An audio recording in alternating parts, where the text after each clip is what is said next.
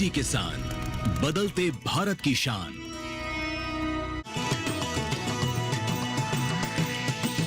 DD किसान, बदलते भारत की शान।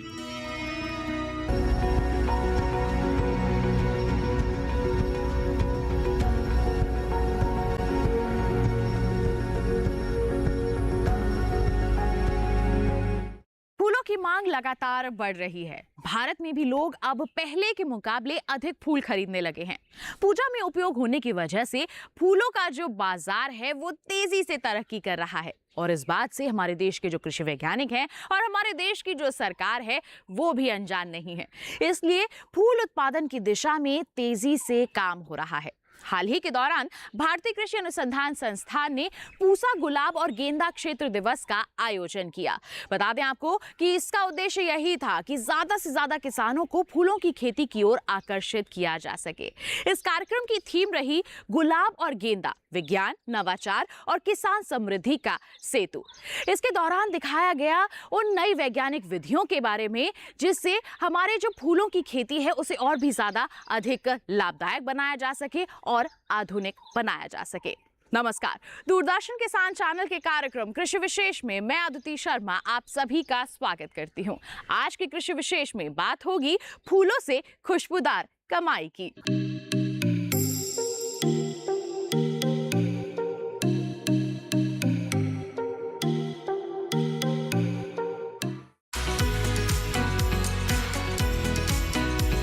फूलों और सजावटी पौधों का वैश्विक बाजार 60 अरब डॉलर से अधिक तक जा पहुंचा है।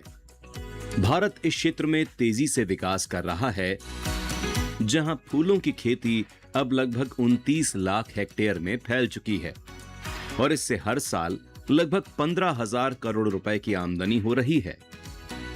फूलवानी में ग्रामीण भारत को किसी हद तक वास्तविक समृद्धि प्रदान करने की क्षमता है, लेकिन यह समृद्धि तभी संभव है जब खेती के पारंपरिक तरीकों की जगह आधुनिक विधियां अपनाई जाएं। पूसा गुलाब और गेंदा क्षेत्र दिवस में इसी मुद्दे पर बात हुई।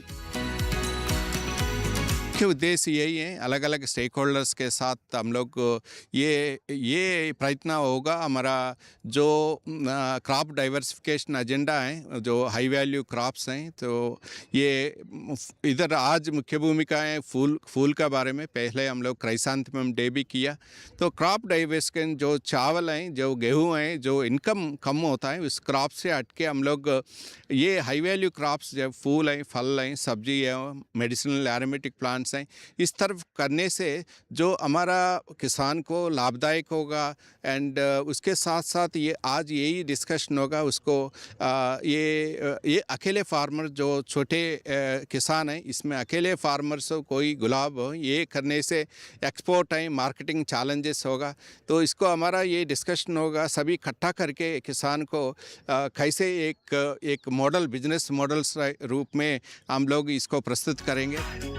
इस आयोजन में IARI के अलग अलग कैंपस से छात्र छात्राएं आए, उनको भी इससे काफी प्रेरणा मिली। कार्यक्रम में शामिल गुलाब की खेती कर रहे किसानों को बताया गया कि कैसे इसे और बेहतर बना सकते हैं। खास तौर से गुलाब की फसल में कमर्शियलाइजेशन की खासी संभावनाएं हैं। इस कार्यक्रम के अंदर ये देखें तो कुछ इंडस्ट्रियलिस्ट आए हैं, कुछ फार्मर्स आए हैं, कुछ स्कूल के टीचर्स हैं, स्कूल यूनिवर्सिटी से स्टूडेंट हैं, वहाँ का स्टाफ है, IRI का स्टूडेंट हैं, प्लस IRI की फैकल्टी है, नर्सरी मैन है, हार्टिकल्चर ऑफिसर जो जल बोर्ड डिपार्टमेंट ऑफ हार्टिकल्चर है, CPWD के हार्टिकल्चर ऑफिसर्स हैं। कृषि क्षेत्र में हॉर्टिकल्चर यानी बागवानी दूसरी फसलों के मुकाबले कहीं अधिक मुनाफा देती हैं। विशेषज्ञों का मानना है कि बागवानी में भी फूल सबसे ज्यादा पैसा कमाने वाली फसलें हैं। हमारा भारत में कम से कम 200 सिटीज है एंड कितना एयरपोर्ट्स है। अगर हैदराबाद में देखने से, मैं हैदराबाद आंध्र प्रदेश और विजयवाड़ा से आए हूँ, कितना फ्लाइट्स हैं, 3 घंटे में पूरा ईस्ट एशिया को हम लोग मिडिल ईस्ट को कैप्चर कर सकता है। कम पानी से ज़्यादा ये करके ज़्यादा इनकम होगा किसान को। फूल बहुत नाजुक होते हैं, इसलिए प्रोटेक्टेड कल्टीवेशन यानी संरक्षित तरीके से महंगे फूलों की खेती काफी लाभकारी है। संरक्षित तरीकों से कार्नेशन, जरबेरा, गुलाब, ऑर्किड और लिलियम की खेती कर सकते हैं। संरक्षित खेती के लिए पॉली हाउस वगैरह बनाना बहुत महंगा है, इसलिए केंद्र और राज्य सरकारों की ओर से इस पर बहुत अधिक सब्सिडी दी जा रही है। MIDH के प्रोग्राम में हर स्टेट में हॉर्टिकल्चर को प्रमोशन करने के लिए, ग्रीन हाउस बनाने के लिए, ग्रेडिंग हॉल बनाने के लिए, पोस्ट हार्वेस्ट मैनेजमेंट के लिए, प्लस वर्मी कंपोस्ट के लिए इसके ऊपर सब्सिडी मिल रही है पूरी। फूलवानी में सब कुछ अच्छा हो ऐसा भी नहीं है। लूज फ्लावर के लिए गेंदा उगाने वाले बहुत से किसान बाजार की अनिश्चितता से परेशान हैं। उनके अनुसार कई बार भाव में गिरावट इतनी ज्यादा हो जाती है कि ट्रांसपोर्टेशन का खर्च निकालना भी मुश्किल हो जाता है। बाजार में मंदी केवल किसानों के लिए ही नहीं होती, कारोबारी भी गाहे बगाहे इससे प्रभावित होते ही हैं। लेकिन कारोबारियों के पास इस मंदी से उबरने का हुनर होता है, जो कहीं ना कहीं हमारे किसानों के पास नहीं होता।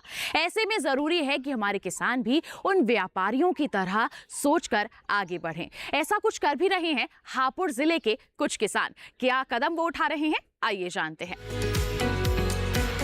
हापुड़ जिले में कुछ इलाके गेंदे की खेती के लिए मशहूर हैं।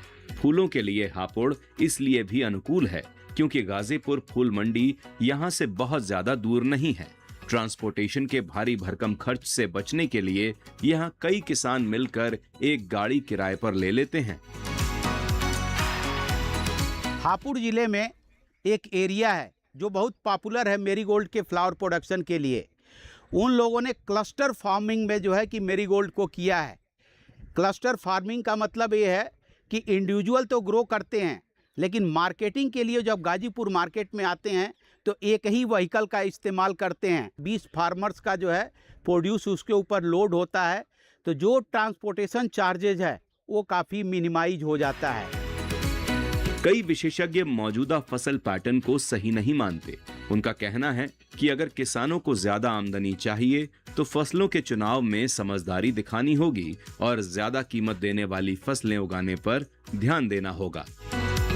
भारत कृषि एग्रीकल्चर में एक बिजनेस रूप में होना चाहिए, एक वाणिज्य रूप में होना चाहिए। खेती एक बिजनेसमैन जो किसान है उस रूप में हम लोग कन्वर्ट करना चाहिए।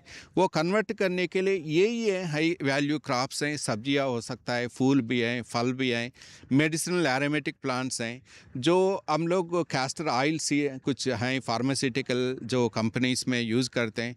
उस तो हम लोग है ना लेस कम खाद है, कम पानी है, बचत करके कास्ट ऑफ कल्टीवेशन करके तो आमदनी कैसे बढ़ेगा उस तरफ करना चाहिए। जब हम लोग हमारा स्टूडेंट्स हैं थोड़ा अट्रैक्ट होंगे देन बिजनेस रूप में, बिकॉज उनके पास नॉलेज भी है एंड एक्सपोर्ट पोटेंशियल भी उनको पता है, इसलिए उन लोगों को धीमे धीमे एक commercial type this type of crops ये लेके देन भारत के लिए आगे से बहुत अच्छा होगा।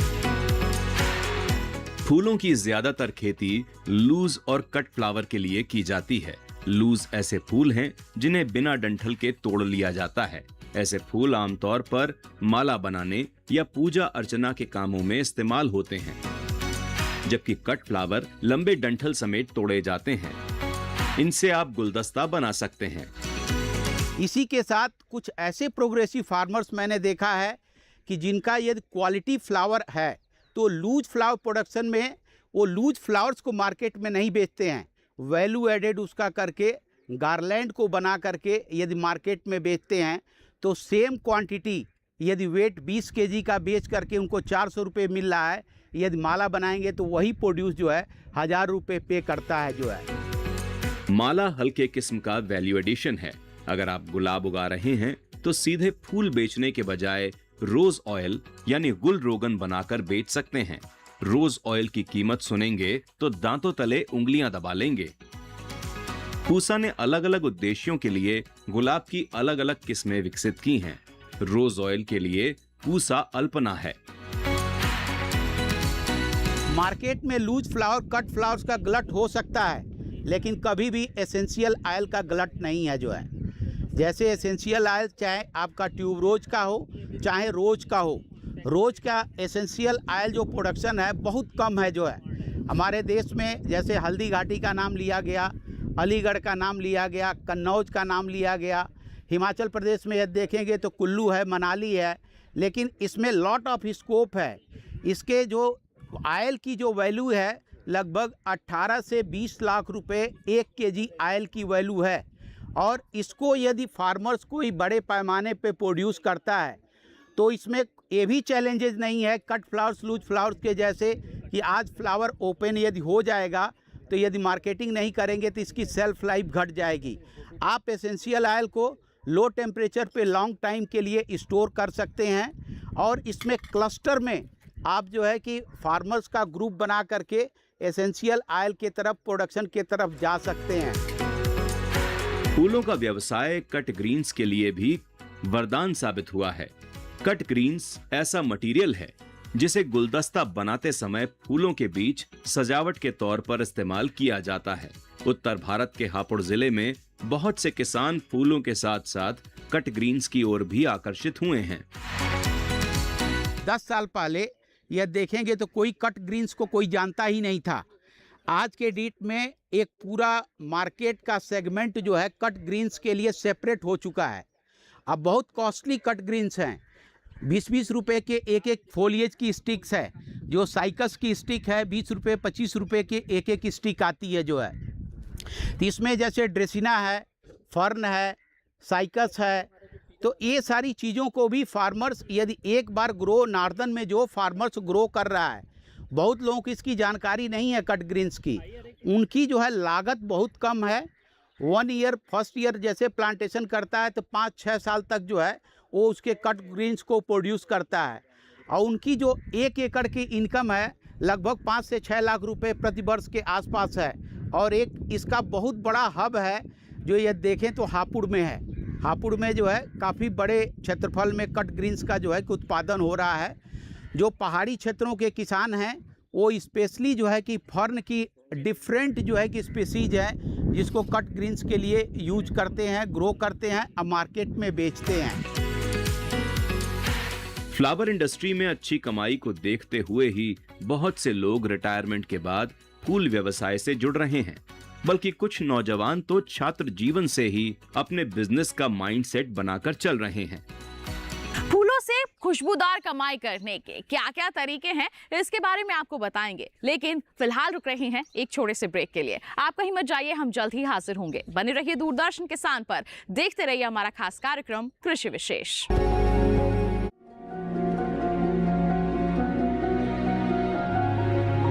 दिल की धड़कन, जीवन की लय, पर क्या आजकल की भागदौड़ में कहीं थम न जाए ये धड़कन?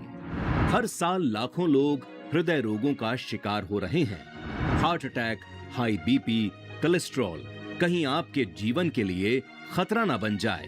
अगर आप भी हृदय रोग के बारे में कुछ जानना या पूछना चाहते हैं तो लगाइए हमारे टोल फ्री नंबर 1800-113060 और 1800-113061 पर कॉल।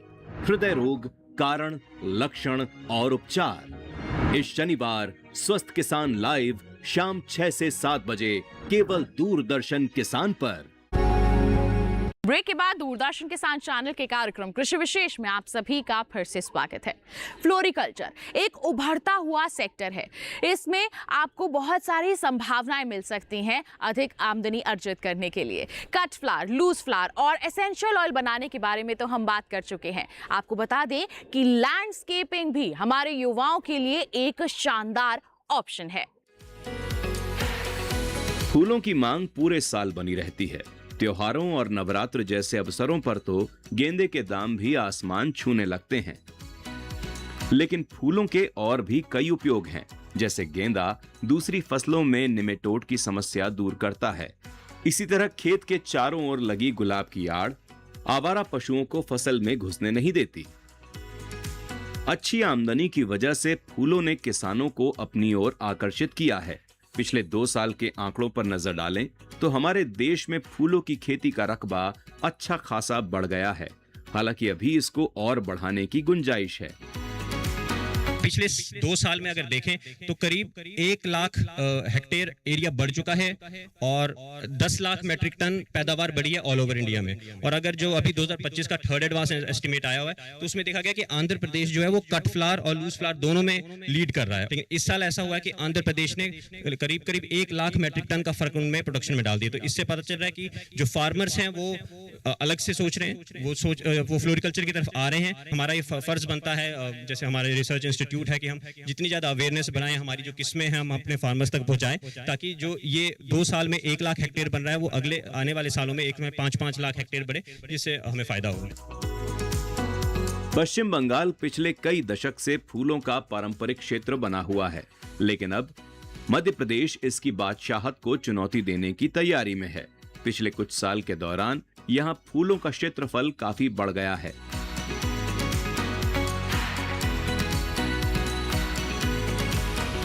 विशेषज्ञ मानते हैं कि अगर फूलों में भी एफपीओ को प्रोत्साहन मिले तो इसका रकबा और भी तेजी से बढ़ेगा।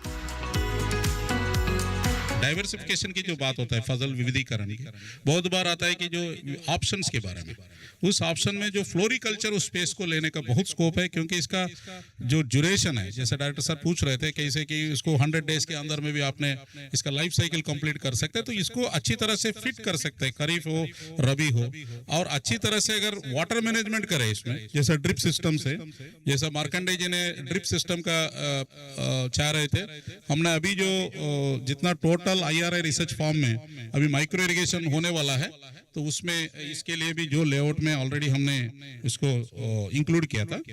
और सिमिलरली जैसा ड्राउट कंडीशंस में भी ये अच्छा ऑप्शन हो सकता है। इसका स्कोप बहुत अधिक है, लेकिन हम लोग को थोड़ा साइंटिफिक के साथ थोड़ा एक capacity building, skill upgradation, entrepreneurship के लिए जैसा IRI कर रहा है उसमें इसको अच्छी तरह से प्रोत्साहन देना और FPO के माध्यम से भी सोच के हम लोग आगे लेके जा सकते हैं। फूल उगाने वाले किसानों के सामने क्वालिटी प्लांटिंग मटेरियल बड़ी समस्या है। कई किसान चाहते हुए भी इसलिए फूल नहीं बो रहे हैं कि उन्हें रोपाई के लिए अच्छी गुणवत्ता वाली पौध नहीं मिल पाती, और जो बो रहे हैं वो खराब क्वालिटी की वजह से सही पैदावार नहीं ले पाते। जरबेरा का प्लांटिंग मटेरियल और गुलाब का प्लांटिंग मटेरियल जितना भी यूज हो रहा है वो सारा बेंगलोर और पूना से आ रहा है जो है।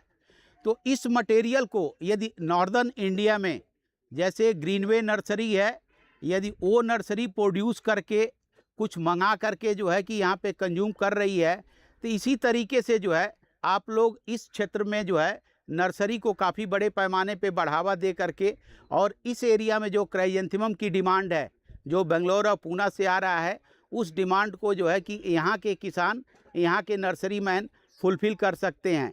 एक एक किसान को मैं जानता हूँ कि जो क्वांटिटी लगभग जो है 50,000 60,000 प्लांटिंग मटेरियल कलकत्ता से बेंगलोर से जो है कि क्राइजेंथेमम रूटेड कटिंग मंगाते हैं, और जो NCR रीजन में फ्लावर प्रोडक्शन के लिए, कट फ्लावर प्रोडक्शन के लिए लगाते हैं। किसान अगर योजनाबद्ध तरीके से आगे बढ़ें तो आप साल भर फूलों की जो फसल है वो ले सकते हैं, जिससे आपकी आमदनी भी लगातार बनी रहेगी और घर में कैश फ्लो की समस्या भी नहीं होगी। अकेले गेंदे से ही आप 8 से 10 महीने तक लगातार फसल ले सकते हैं और अच्छी आमदनी भी अर्जित कर सकते हैं।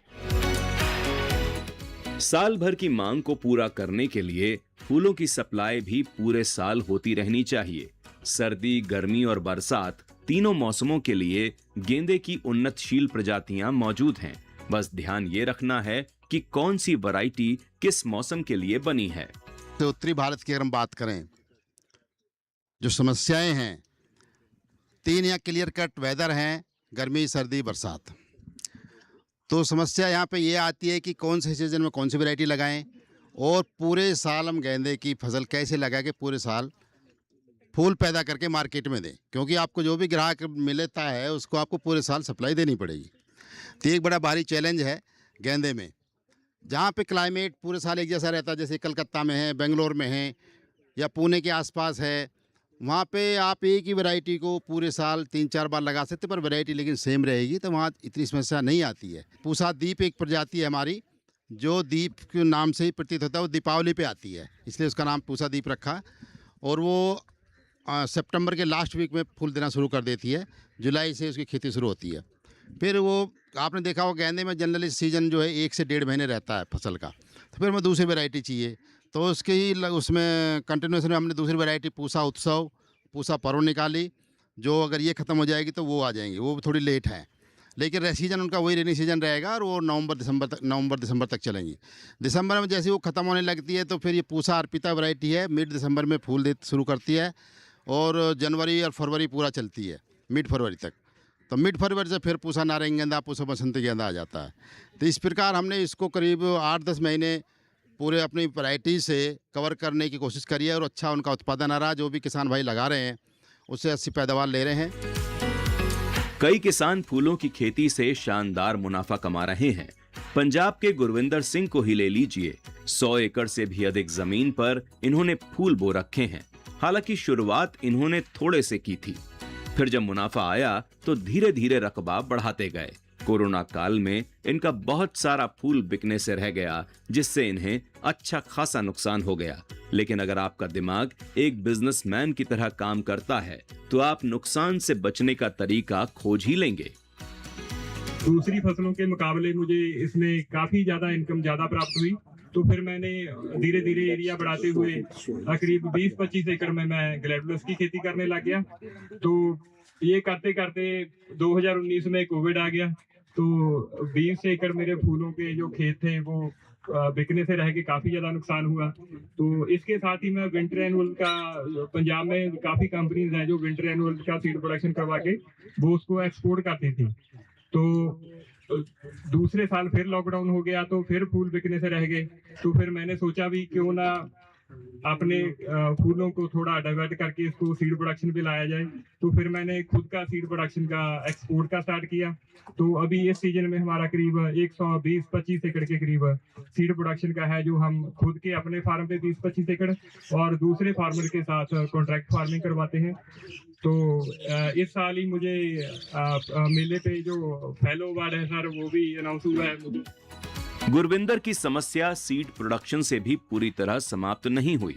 उन्हें फ्लोरिकल्चर को नई ऊंचाइयों तक ले जाना था। इसके लिए जरूरत थी मशीनों की, ऐसी मशीनें जो भारत में उपलब्ध नहीं थी। वजह थी इनकी ऊंची कीमत। गुरविंदर ने इसका भी तोड़ निकाल लिया। इंडिया की जो है फ्लोरिकल्चर है मैकेनाइज्ड नहीं है।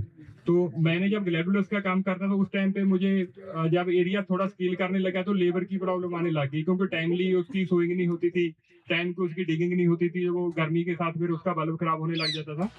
तो मैं फिर एक ऑर्गेनाइजेशन है हॉलैंड की पम, उसके थ्रू फिर मैं हॉलैंड गया 2 बार। वहाँ पे देखा जो ग्लैडुलस की फार्मिंग है, जो फूलों की खेती है कैसे होती है। तो उनके साथ तो हम कंपेयर करें तो वो सारा मैकेनाइज्ड है। जैसे 500-500 एकड़ का हेक्टेयर का जो उनका फार्म है, वो 5-7 लोग ही उनके खेती करते हैं। तो वो मशीनें तो हम अफोर्ड नहीं कर सकते क्योंकि वो करोड़ों में थी। तो मैंने यहाँ पर ही उनकी कॉपी करके यहाँ पे मैंने फ्लोरिकल्चर में मैंने अभी तक 4 मशीनें बनाई हैं, जो इंडिया में किसी के कंपनी के पास या किसी फार्मर के पास नहीं है। तो उसके लिए मुझे PAU में उन्होंने एक सारा जो पंजाब एग्री बिजनेस इंक्यूबेटर है ना, RKVY के तहत उन्होंने मुझे 14 लाख रुपए ग्रांट भी दी थी। तो उसी के तहत मुझे ये जो फेलो अवार्ड है वो मिल रहा है। और 2018 में मुझे इनोवेटिव फार्मर अवार्ड भी वो डिगिंग मशीन के लिए मिला था। विपुल कुमार फूल कारोबारी हैं। दिल्ली से सटी एशिया की सबसे बड़ी गाजीपुर फूल मंडी में रोजाना फूल भेजते हैं। अच्छा टर्नओवर है। इनका भी मानना है कि गेहूं और चावल जैसी फसलों से किसानों की भरपूर आमदनी नहीं हो पा रही है, लिहाजा इस पैटर्न को बदलने की जरूरत है। राइस व्हीट का जो क्रॉपिंग पैटर्न है और जो वाटर का एक्सेसिव जो दोहन हो रहा है और फार्मर्स के इनकम का जो है सो एडवर्स इफेक्ट आ रहा है। पॉजिटिव इफेक्ट नहीं है, एडवर्स इफेक्ट है। तो उसके इनकम को भी DFI की बात नहीं करते हैं, मल्टीफोल्ड इनकम की बात करते हैं। फूलों की मार्केटिंग में दक्षिण भारत काफी आगे है। कर्नाटक के बेंगलुरु में देश का सबसे बड़ा ऑक्शन सेंटर है। हालांकि गाजीपुर फूल मंडी में खासा कारोबार हो रहा है, लेकिन अभी भी बहुत सारे किसान यहां तक अपना फूल लेकर नहीं पहुंच रहे हैं। विशेषज्ञों का कहना है कि गाजीपुर के भीतर भी बड़ा ऑक्शन सेंटर बनने की क्षमता है, लेकिन उसके लिए किसानों को आगे आना होगा। ज्यादा कुछ नहीं करना है, बस अपना फूल गाजीपुर लेकर पहुंचना है। तो किसान भाइयों बहनों, ये था हमारा आज का कार्यक्रम कृषि विशेष, जिसमें हमने जाना कि फूलों से हम खुशबूदार कमाई किस तरह से कर सकते हैं, साल भर अपनी आमदनी को बनाए रख सकते हैं और तरक्की भी कर सकते हैं। उम्मीद करते हैं ये तमाम जानकारियां आपके लिए लाभकारी साबित हुई होंगी। बता दें आपको कि अगर आपके पास कार्यक्रम के लिए कोई सवाल है, सुझाव है, हम तक पहुंचाइए। आप हमें ईमेल कर सकते हैं krishivishesh158@gmail.com, ईमेल आईडी है हमारी। आप हमें पत्र लिख सकते हैं। पता है हमारा कृषि विशेष, कमरा number 59A, CPC Doordarshan, Khelgaon, नई दिल्ली 110049। साथ ही आपको बता दें कि अगर आप दोबारा देखना चाहते हैं हमारा ये कार्यक्रम, तो टीवी स्क्रीन पर दिखाए जा रहे QR कोड को स्कैन कर लीजिए, सीधा पहुंच जाएंगे हमारे YouTube चैनल पर। तो इसी वादे के साथ कि अगले अंक में फिर हाजिर होंगे कुछ लेकर विशेष, तब तक के लिए दीजिए इजाजत, लेकिन आप बने रहिए दूरदर्शन किसान पर। नमस्कार।